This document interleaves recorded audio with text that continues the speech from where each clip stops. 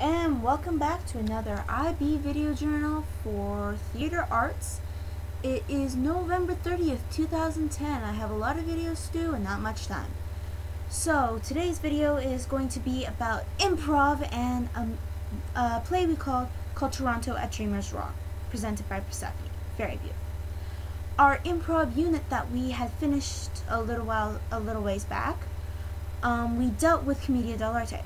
And if you watched my last video, you would know that with Commedia dell'arte, I chose a character by the name of El Capitano. Well, with Commedia dell'arte, you have to be able to do fairly good improv. So to train up for this, we did a lot of neutrals, played a lot of freeze, and pretty much did a lot of improv and dealt with body centers so that we could find the way our character walks, our character talks, our character acts, everything. And I had a little trouble with this because when I was talking big, brash, and bold, I could hold El Capitano. But the moment I flubbed over my words, I lost focus, I didn't know what I was doing, I went back to me. And me is not what people came to see. People came to see El Capitano, not me.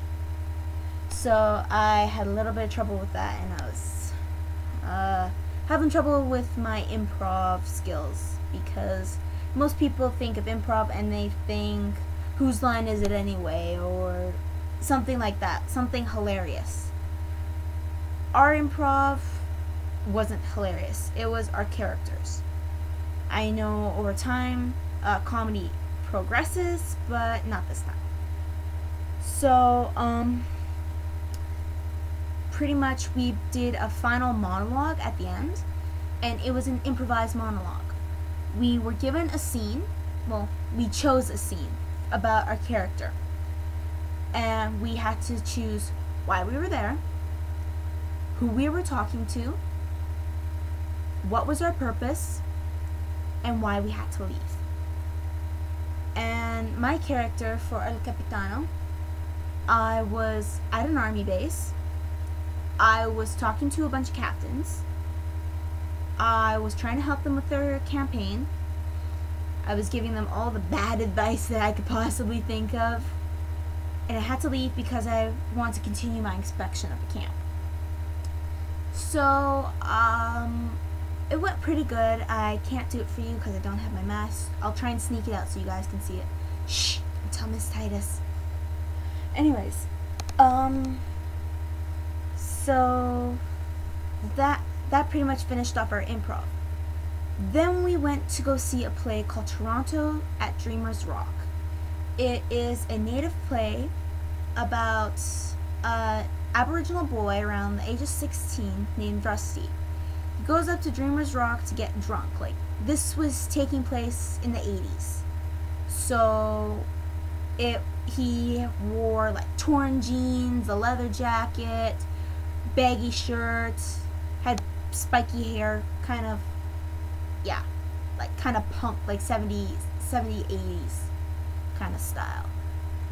And he's yelling at the birds, he's listening to punk music, and then all of a sudden, out of nowhere, comes a Aboriginal boy named Kisik, who was from a few hundred years back. And Kisik came up to Dreamers Rock to have a quest, to have a dream quest, because he was from 100 years back, he did everything traditional. So he comes here and he sees Rusty and he's talking his natural language, and in the play Rusty touches him and Kisik is able to speak English. So it was pretty cool. And so they get talking, and Rusty's like thinking, okay, I've drunken way too much, this can't be happening. When all of a sudden another character is introduced. Michael, an Aboriginal boy from a few, I think about 100 years in the future, came up, and he was explaining to them how he was writing tests on them and all this stuff, and he was trying to get information from them. and they had no clue what was going on. They were trying to figure it out, but it was kind of hard. And so they got talking, and they realized that in the future, the language is gone. The culture is gone. There is no hunting, no dream quests, no spirit quests, nothing. There's no tradition, no culture whatsoever. And they all talk about their problems, like getting jobs or finding a girl or trying not to starve to death or not only being able to swim 1 week a year. It was so amazing. It was absolutely just wonderful. And at the end, Michael and Kisik leave, and Rusty's left on Dreamer's Rock, and he realizes what's going on, and he goes to spread the word. So it was very, very touching. I absolutely enjoyed it. The characters had beautiful outfits.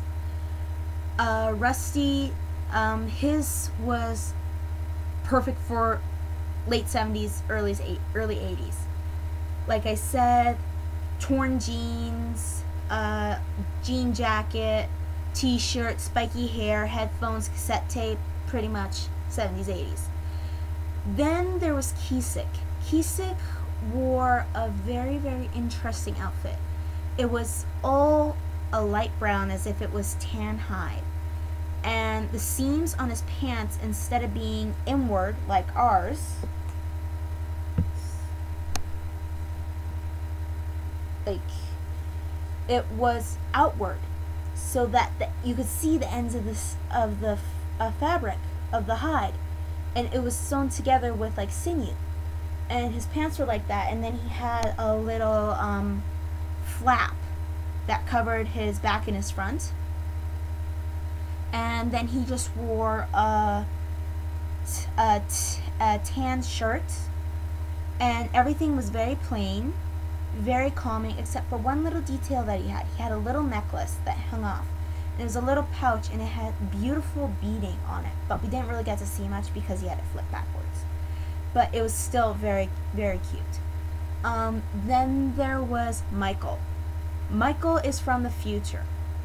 You have to remember that this is a play, and we went over this in class. They want him to look futuristic so that he would stick out, but not that he would take attention from everybody. They had him dressed in a silver suit. He had silver pants, silver top, and fuzzy hair. Very, very plain. Very futuristic. It looked like he was wearing tinfoil. And very reasonable. I liked it. And he had this little piece of plexiglass that he was acting as if it was a computer. And it fit perfectly into his pockets, which was beautifully designed. And the set of it was actually really interesting. The stage was a whole bunch of rocks set on top of each other.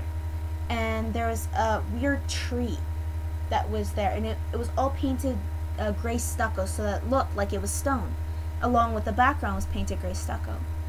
And when the light was shining on it, if you looked at the shadow of the tree, it actually looked like a real tree. And it was a very simple set. It was a thrust theater, which is hard to work with. You got audience on 3 sides of you and a little backstage, and everything just moved together beautifully. I did kind of feel bad about the blocking, though. I was lucky enough to be on the side where Kisik was when he was braiding the sweetgrass. Other people on the other side could not see that because he was sitting on the low rock, which I thought was kind of obstructing. And sometimes I couldn't see where Rusty was, but it was very eloquently done. Very beautiful, very simple, and I rather enjoyed the performance. So thank you for listening to me blab for 10 minutes, and I hope you have a good day.